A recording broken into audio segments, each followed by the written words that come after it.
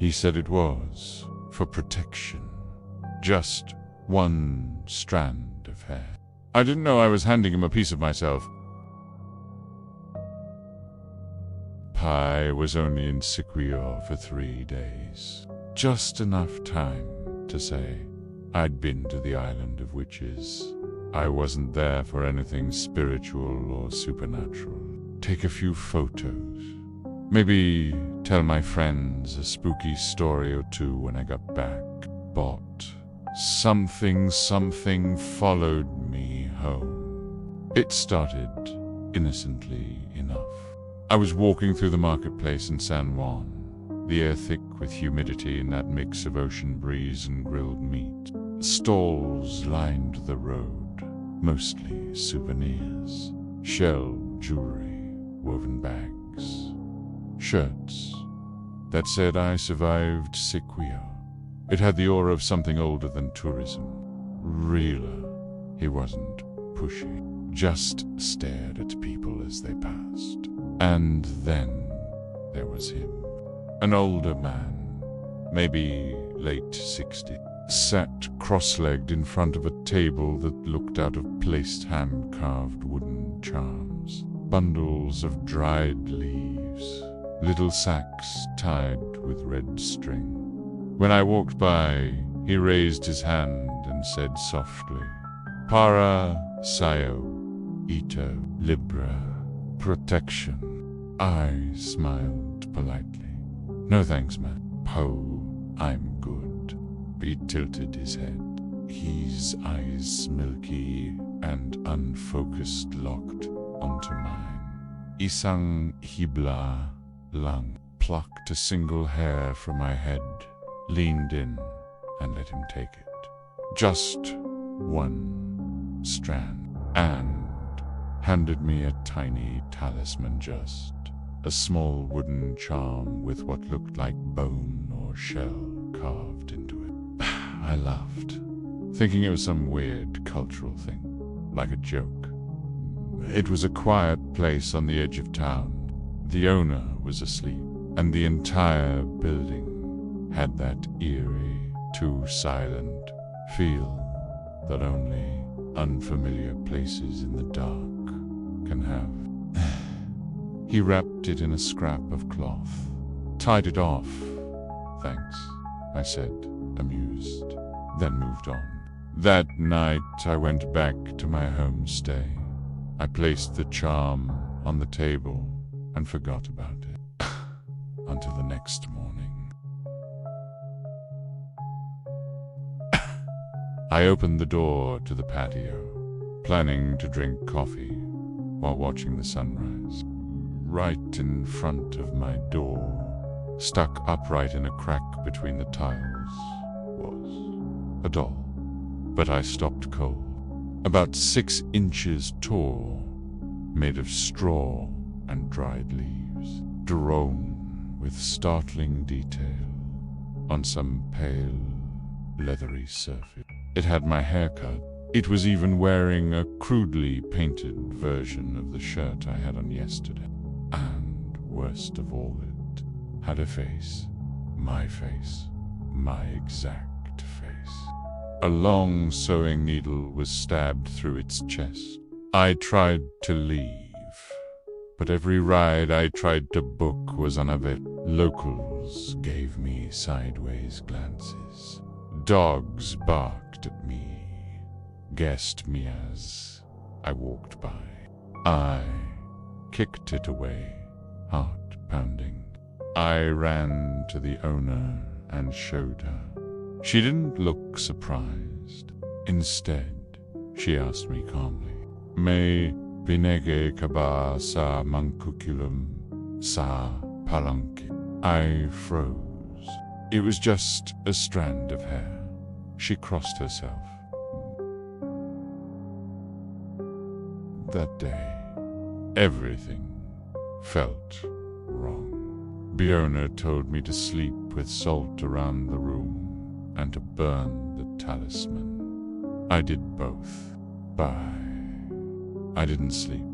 Slowly, the room was dim, lit only by moonlight, sneaking through the slats. I bolted out of the room, banged on the host's door. She didn't answer. At 2:48 a.m., I woke to scratching. Not on the door. On the window screen, I sat up.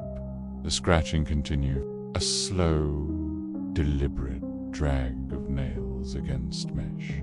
Not in clumps, just single strands. Always landing somewhere noticeable. My reflection in windows seemed thinner, wrong. I forced myself to look.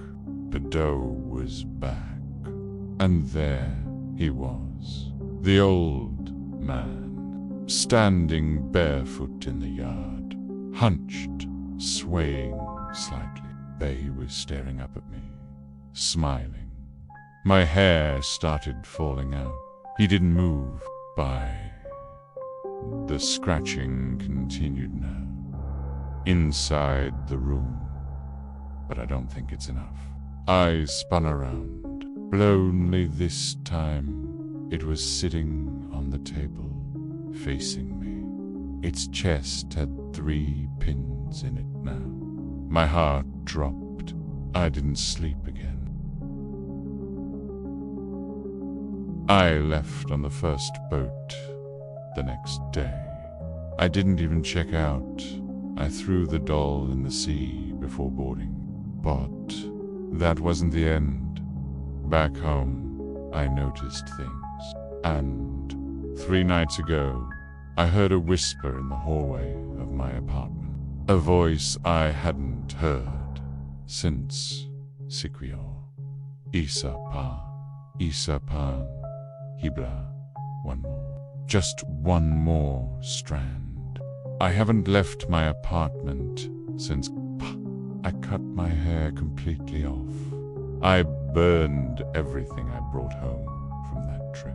Because this morning, taped to my front door, was the door new shirt, new hair, same face. I stayed in a cursed Airbnb on Siquijor Island, true horror story. The Airbnb host warned me not to leave my sandals outside overnight. When I asked why, she just looked at me and said, "They'll think you're inviting them in." Booked a trip to Siquijor on a whim, one of those impulsive, backpacking choices you justify by telling yourself it'll make a good story. I'd heard the island was beautiful, mysterious, and steeped in stories of witchcraft and healing. That alone should have made me think twice. It had dozens of 5-star reviews, but they all said oddly vague things like an unforgettable stay or a spiritual experience. The hut creaked constantly, even though the breeze was calm. I brushed it off as nerves, or maybe just the adjustment to the island heat. I went to sleep early, lulled by the distant sound of crashing waves and insects chirping like they were whispering secrets to each other. No real details. That should have been my second red flag. At first I thought it was a trick of the shadows. Her long black hair dragged behind her, swaying gently, as if underwater. I closed my eyes, praying I'd fall asleep again, and then silence. When I opened them, the figure was gone, and I could move. I chalked it up to a nightmare, something brought on by the humidity and my overactive imagination. But as my eyes adjusted, I realized it was a person or woman crawling backwards across the bamboo slats, head twisted around to face me. Her mouth was wide open, and I swear it stretched far too much, as if it had been unhinged. Her head remained tilted backward, mouth agape, staring at the ceiling. even as her body inched closer to mine. There was a smell in the room, like rotting leaves and seawater. She was already awake, or maybe she never slept. Pale. She didn't act surprised when I showed up, pale and shaking. I could hear a wet, choking sound line. She was trying to speak, but her throat was full. A nipa hut, surrounded by palm trees, right off the beach. But the listing was cheap. On the dep. When I arrived, she handed me the key and muttered, "Respect the land, and it will respect you." The host was a middle-aged woman named Nita. She greeted me barefoot, holding a bundle of dried herbs and a coconut shell. Her smile didn't reach her eyes. Then she slipped away into her house next door. That first night, everything felt ... off. The air was thick, heavier than I expected. But at exactly 3:13 a.m., I woke up a thump, then another, like something had jumped down from the roof. My arms, legs, even my tongue frozen. Sleep paralysis. I wasn't sure why there was no sound, no movement, but my eyes just snapped open. I tried to sit up, but I couldn't move. I'd experienced it once before, but this was different. My sandals, which I had left on her porch, were gone. The ones who respect the rules are usually fine. She just shrugged. "You're sleeping on sacred soil." Because this time, I wasn't alone. From the corner of my vision, I saw something on the ceiling. She lit candles made of coconut wax and herbs. Pray, said prayers I didn't recognize. But sometimes, around 3 a.m., I wake up suddenly, heart pounding, frozen. The smell of smoke and incense filled the room. I still couldn't sleep. She moved without sound. I tried to scream. Nothing came out. But then it happened again. The next night, 3:13 a.m., I woke up. And this time, she wasn't on the ceiling. Like her joints bent in ways they weren't supposed to. She was standing at the foot of my bed, still crawling, but now upright.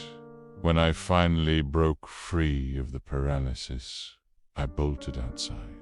The sky was still dark, but along Nita's porch light was on.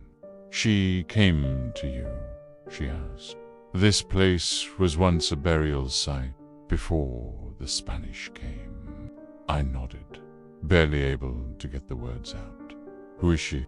Nita looked down, then picked up a bowl filled with ash and flower petals. "To them, that means you're not going anywhere." Something moving around the perimeter of the house, slowly, deliberately. I asked her why she'd rent it out to travelers. "That's when," she asked. "Did you leave your shoes outside?" I had. She stared at me for a long moment, then said, "That night, I slept in her home, not the hut."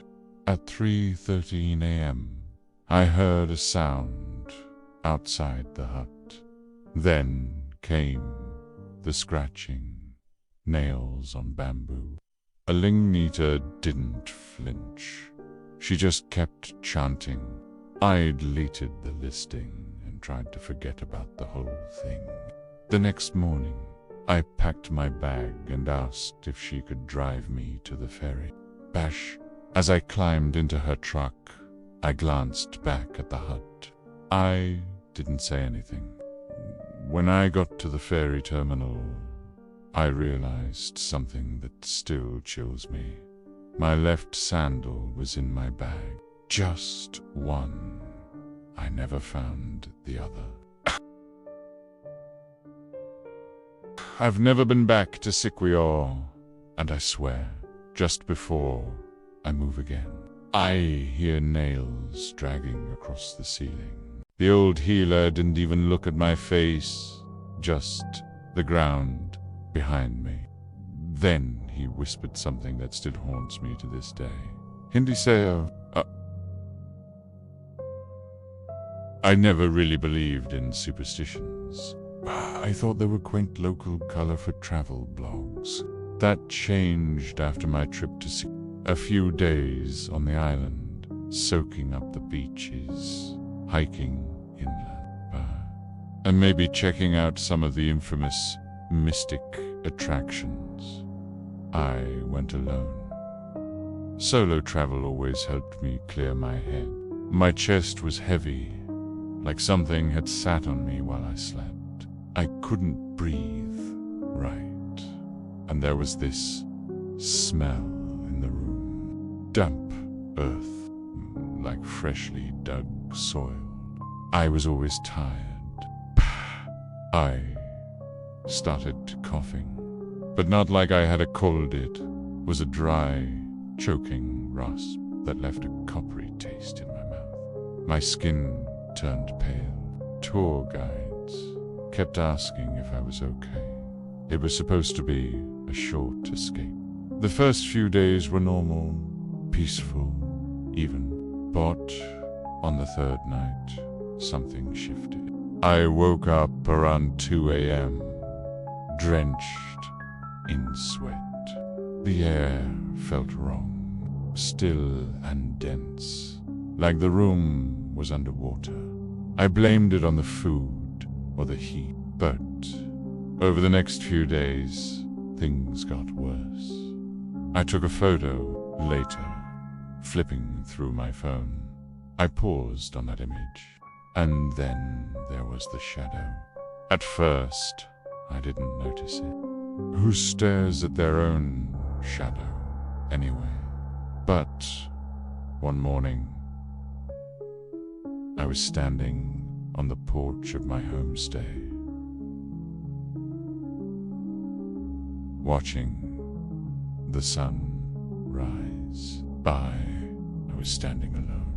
Whoa. His home was at the edge of the jungle, barely a hut, really. He was ancient-looking, shirtless, skin like dried leaves, but two shadows stretched behind me both, moving slightly, like the shapes were caught mid. She looked at me for a long time, then asked softly if I wanted to see someone. Not a doctor. An Albularyo. Primera zoomed in. My legs were together in the photo. The other shadow had 1 foot forward, but after that, I couldn't stop looking. His voice was rough and fast, but I caught a few words. Violently, I laughed it off. A glitch, maybe. Everywhere I went, the second shadow followed. I finally brought it up to my host, a quiet woman in her 60s. We had to ride the back of a tricycle through dirt roads to reach him. He didn't say a word when I entered, just motioned for me to stand in the sun. Then he stared at the ground behind me. I wanted to yell at them both for feeding into the fear, but I couldn't, because deep down I felt it, and kept staring. My host left salt outside my room and hung garlic and some kind of woven charm by the doorknob. I didn't sleep. Minutes passed. Then, without warning, he spat on the dirt and turned his back to me. My host whispered to him in Visayan, but he shook his head. Pate na, Hindi na siya, Hindi, dapa, fi. Finally faced me, eyes wide and glassy. Then he whispered, almost inaudibly, the kind of silence that feels like the world is holding its breath. Indi Sayojan. I asked him what that meant. His answer chilled me. Ang ani no mo. I indi sumusuno. Sayo. Nauna nasiang mamat. I wanted to laugh. Something had been following me. Something heavy. Something old. I just hadn't known to look down. With its head tilted sideways. Even as I turned my body, the second shadow stayed in place. That night, I locked all the windows and doors. At 3:07 a.m., the power cut out. My reflection in mirrors seemed ... Always a beat too slow. People at work asked if I'd cut my hair when I hadn't. Everything went still. No wind, no insects, no sound. Then I heard it. Footsteps, but not inside the room. They were in the walls. Slow, dragging steps, circling me from behind the wood panels. Then they stopped right behind my headboard. I held my breath, and in light, a sliver of moonlight broke through the blinds, casting a thin beam on the floor in front of my bed.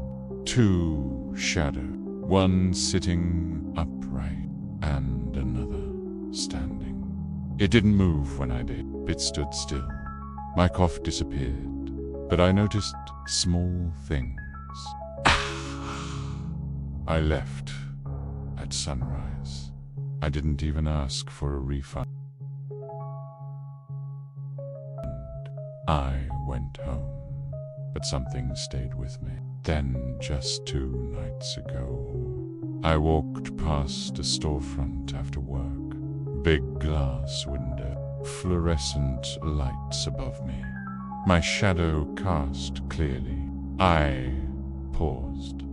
My arms were down at my side, but in the reflection, my shadow's hand was raised, pointing at me. I haven't looked again since.